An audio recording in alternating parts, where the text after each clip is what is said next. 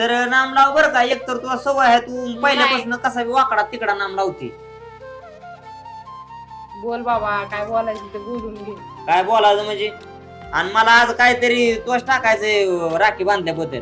जा, असं थोडे नाचत बाबा ना, मी राखीच बांधून घेत नसतो. का मग तुम्हाला आज काहीतरी टाकायचं. सांगेल मग मम्मीला नाव. घे बस, काहीतरी आपलं नाटक करू नको. नाटक तू आधी काय टाकणार ते सांगा. अरे मी कसं टाकू, तूच टाकायचं असतं. असं काय कुठं लिहिलं तर राखी बांधली म्हणजे मी मग राखी बांधून घेत नसतो. तू काहीतरी देणार. बघा दादा, जर ह्यावेळेस तू ना मोठं काय दिलं, मी परत तुला राखीच बांधणार नाही. तुला आज अशी गोष्ट देणार आहे की तू जिंदगीवर विसरणार नाही रे. काय मला काय नवरा करून देतो काय? तसं नाही रे, नवरा तर एक ना एक दिवस करायचं का नाही.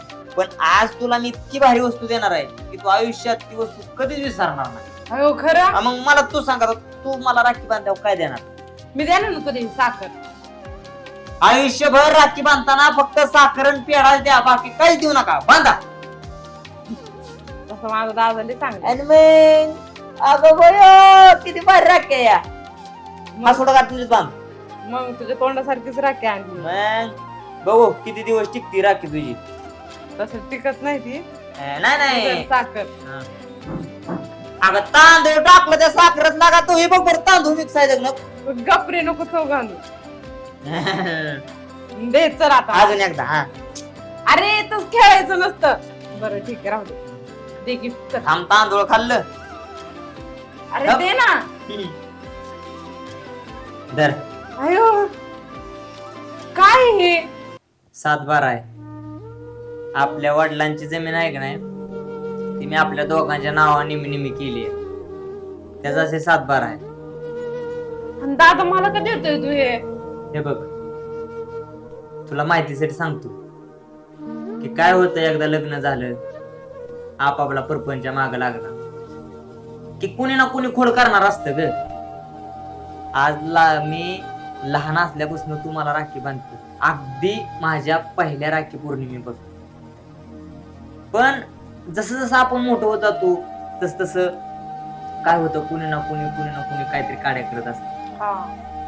ज्यावेळेस लग्न होते, तुला तुझ्या माग संसार, मला माझ्या माग संसार, त्यावेळेस काय होतं की माझी कुठंतरी इस्टेट लोकांना दिसायला लागते आणि आपल्या दोघांच्या नात्यात कुणीतरी खडा टाकायचा प्रयत्न करतो. हा ते करतो बाबा. अशा वेळेस काय होतं, बहिणीला अंगावर सोडायची की बाबा जा भावाला तुझा निम्मा हिस्सा माग. आणि मग ह्यातनं काय होतं, बहीण भावाच्या दरार निर्माण होते. आणि ती निर्माण झाली, चांगल्या नात्यात वाईट पण येत. त्या राखीची किंमत कायच राहत नाही ग. लोकांना पुढे फक्त जमीन जिमला, इस्टेट, पैसा पाणी हे सगळं दिसतं, पण ह्या राखीचं प्रेम दिसत नाही. पण दादा, मी एवढ्या मोठ्या जमिनीचं मी काय करू? हे बघ, काय कर नाही तर करू नको. माझं आताच कर्तव्य आहे की तुझी तुला देऊन टाकाय. नाही दादा, तू मला आता ही जमीन मला दिली का नाही? तू म्हणलं होतं ना मला काहीतरी दे म्हणून. तर मी काय करते, आज बहिणीकडून मी परत ही जमीन तुझ्या नावावर करते.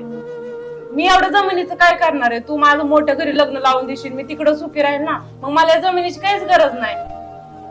ते झालंच म्हणा, पण हे बघ, जमिनीसाठी पैशासाठी पाण्यासाठी आपल्यात कधी वाईट पण नाही आलं पाहिजे. तू कधी कुठलीही गोष्ट माग, मी तुला हक्कानं देईन. ते तर होणारच आहे. मी ही घेत, तुला राहू दे.